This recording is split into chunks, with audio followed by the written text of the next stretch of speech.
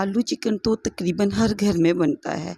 मैं आपके लिए स्पेशल देगी आलू चिकन की ऐसी रेसिपी लेके आई हूँ कि जिसकी खुशबू पूरे मोहल्ले में फैल जाए। और सबसे बढ़कर ये कि ये बहुत ही स्मूथ टेक्सचर में बन के तैयार होता है और ये घर के मसालों से हम लोग बनाएंगे। बहुत ही ज़बरदस्त और शानदार रेसिपी है। मैं सारे टिप्स एंड ट्रिक्स आपके साथ शेयर करूँगी, तो मेरे साथ एंड तक जुड़िए रहिएगा। लजीज है खाने में और बनाने में बेहद आसान है। बिस्मिल्लाहिर्रहमानिर्रहीम। अस्सलाम वालेकुम, वेलकम टू शरीस मॉम किचन।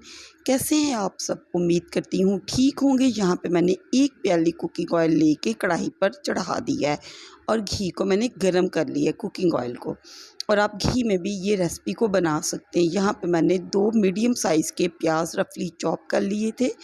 अब हम लोग इन प्याज़ों को घी में अच्छे से फ्राई करेंगे, लाइट सा कलर आने देंगे। और अगर आप मेरे चैनल पर नए हैं तो प्लीज़ शरीस मॉम किचन को सब्सक्राइब करें, मेरी रेसिपीज़ को फैमिली और फ्रेंड में शेयर किया करें। आपको किस किस्म की रेसिपीज़ चाहिए आप मेरे साथ डिस्कस भी कर सकते हैं, मुझे कमेंट सेक्शन में बताइएगा। तो यहाँ पे देखें हमारे प्याज जो हैं वो ब्राउन हो रहे हैं, लेकिन हम लोगों ने इतने ब्राउन नहीं करने, जस्ट लाइट सा इसे कलर देना है। ट्रांसपेरेंट से ही हो, हमें ऐसा ही चाहिए, मतलब इतना इसे बहुत ज़्यादा कलर दे के इसका कलर ख़राब नहीं करना। यहाँ पे देखिए मुझे यहाँ पे फ्राई करते हुए तकरीबन 3 से 4 मिनट हो चुके हैं। मैं मुसलसल चम्मच चलाती जा रही हूँ। इससे ये है कि किनारे गोल्डन नहीं होंगे और ट्रांसपेरेंट कलर आएगा। और अदरक लहसुन का पेस्ट मैंने फ़्रेश लिया है। आपने जब भी ये रेसिपी को फॉलो करना है ना, तो अदरक लहसुन पेस्ट अगर आप फ्रेश डालेंगे ना, तो इससे बहुत अच्छी खुशबू आती है खानों में और टेस्ट भी बढ़ जाता है। तो इसे हम लोग फ्राई करेंगे। ये देखिए माशाल्लाह से लाइट सा ये गोल्डन कलर आ गया अदरक लहसुन पेस्ट पे। तो बस इसे मीडियम फ्लेम पे हम लोग अच्छे से फ्राई कर लेंगे, बस डार्क ब्राउन नहीं करना है। अब इसके साथ ही मैं इसमें ऐड कर दूंगी 4 अदद बड़े टमाटर जो मैंने रफली चॉप किए हैं और 4 से 6 अदद हरी मिर्चें। हरी मिर्चें आप कम या ज़्यादा कर सकते हैं। तो हरी मिर्चों को और टमाटरों को इसके साथ भून लेंगे। आम तौर पे जब हम लोग आलू चिकन बनाते हैं तो एक दूसरी रेसिपी होती है कि सारी चीज़ों को इकट्ठा डाल के तो हम लोग भून लेते हैं, उसका टेस्ट थोड़ा सा डिफरेंट होगा।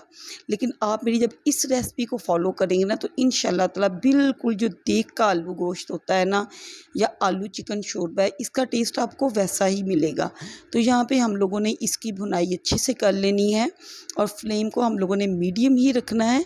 और इसमें एक मैं ऐसा सीक्रेट इंग्रेडिएंट ऐड करूँगी जिससे ये बिल्कुल लगेगा कि देग का देगी आलू गोश्त है।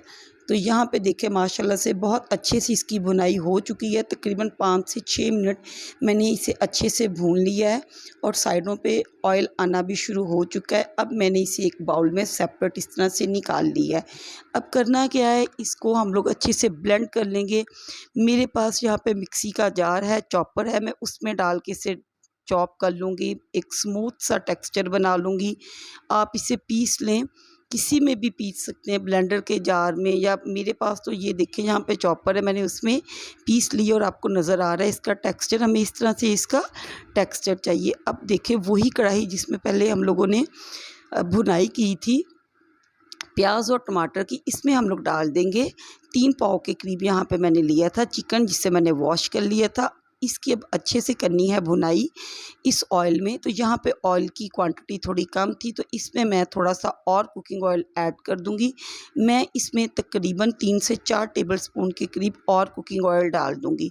तो कुकिंग ऑयल डालने के बाद मैंने इसे 4 से 5 मिनट फ्राई करना है। आपने यहाँ पे चिकन को इतना फ्राई करना है कि इसका जो वाइट कलर है वो मतलब वाइट ना रहे, वो गोल्डन में चेंज हो जाए। अब यहाँ पे खड़े मसाले जाएंगे। 2 अदद सब्ज़ इलायची, 1 बड़ी इलायची, 1 बादियान का फूल, लौंग है 4 से 6 अदद और 2 अदद कड़ी पत्ता।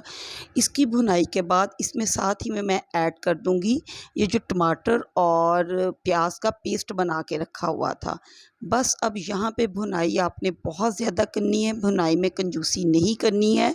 तो पहले मैंने चिकन को भूना था 5 मिनट, उसके बाद यहाँ पे इस सारे पेस्ट को डाल के भून लिया है। अब इसमें मसाले इसमें नमक है 1 टेबलस्पून, सुरख मिर्च है 1 टेबलस्पून, कश्मीरी लाल मिर्च है 1 टीस्पून, इससे कलर बहुत अच्छा आता है, ज़रूर ऐड करें। सूखा धनिया पाउडर है 1 टेबलस्पून, ज़ीरा पाउडर है 1 टीस्पून और हल्दी है 1 टीस्पून। इन सब मसालों को, पाउडर मसालों को इसमें डाल के अच्छे से भून लेंगे। अगर आपका ये मसाला यहाँ पे नीचे लगता है तो आप थोड़ा सा पानी भी ऐड कर सकते हैं, यानी पानी ऐड करने के साथ आप इसकी भुनाई करें।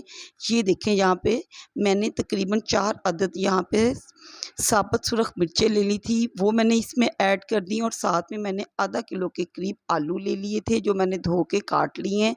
तो आलूओं को और हरी मिर्चों को मैंने अच्छे से भून लिया है। बस भुनाई पे आपने कॉम्प्रोमाइज़ नहीं करना, इसी से टेस्ट डेवलप होगा। यहाँ पे आप इतना मैंने पानी डाला है कि ये नीचे ना लगे और भुनाई कम से कम 10 मिनट आपने करनी है, इसी से इसका जायका बेहतरीन बनेगा। तो देखें मैंने आलू, चिकन और हरी मिर्चों को डाल के थोड़ा सा पानी डालते हुए 10 मिनट मैंने इसे भून लिया है। अब ये देखें किनारों पे माशाल्लाह से ऑयल आ चुका है। अब आपने इतना पानी ऐड करना है कि जिससे आलू और चिकन गल जाए। मैंने तकरीबन इसमें 2 ग्लास के करीब पानी डाल दिया था और अब मैंने इसे मीडियम फ्लेम पे रख दिया था पकने के लिए 25 मिनट के लिए। और इसे बाद में चेक करते हैं तो यहाँ पे देखें आलू, चिकन ये हमारा गल चुका है और हमारी ग्रेवी भी तैयार है। आप अपने हिसाब से ग्रेवी कम या ज़्यादा कर सकते हैं। चलें जी, ये हमारा सीक्रेट इंग्रेडिएंट जावित्री मैंने इसका 1 पीस इसमें डाल दिया, इससे बहुत अच्छा टेस्ट आता है। अब मैंने 1 टीस्पून इसमें लिया था गरम मसाला और 1 टीस्पून सूखी मेथी का पाउडर। बहुत लज़ीज़ बन जाता है आपका आलू शोरबा। और साथ में सब्ज़ धनिया डाल के दम पे 10 मिनट के लिए छोड़ दिया था। तो चलें जी, अब चेक कर लेते हैं। माशाल्लाह से ये जो हमारा है आलू शोरबा तैयार है, बहुत ही ये टेस्टी बन के तैयार होता है। आप इसकी लुक चेक करें, माशाल्लाह से बहुत ही ये लज़ीज़ है। जब ये बना है तो बच्चे स्कूल से आए, उन्होंने आते ही मेरे से पूछा है, मामा बहुत अच्छी खुशबू आ रही है, आपने बिरयानी बनाई है? तो मैंने कहा नहीं बेटा, बिरयानी तो नहीं बनी, लेकिन आलू चिकन का सालन बना है, वो भी बहुत बच्चे शौक़ से खाते हैं। तो इसकी ग्रेवी की स्मूथनेस चेक करें, ना तो इसमें आपको प्याज तैरते हुए नज़र आएंगे और ना ही आपको बाकी मसाले खड़े खड़े नज़र आएंगे। बड़ा प्यारा सा इसका टेक्सचर बनता है। आप इसे इवन कि उबले हुए राइस के साथ भी सर्व करेंगे ना तो आपके मेहमान उंगलियां चाट जाएंगे। नान के साथ सर्व करें, सुबह पराठे के साथ सर्व करें। देखें ऊपर से सब्ज़ धनिया, क्या ही बात है। और इतना ये ज़बरदस्त देखने में लग रहा है, खाने में इससे बढ़कर इसका टेस्ट है। तो अगर आपको मेरी आज की रेसिपी अच्छी लगी हो तो प्लीज़ शायरीज़ मॉम किचन को सब्सक्राइब करें, बेल के बटन को दबाना मत भूलिएगा। दुआओं में याद रखें। अल्लाह हाफिज़।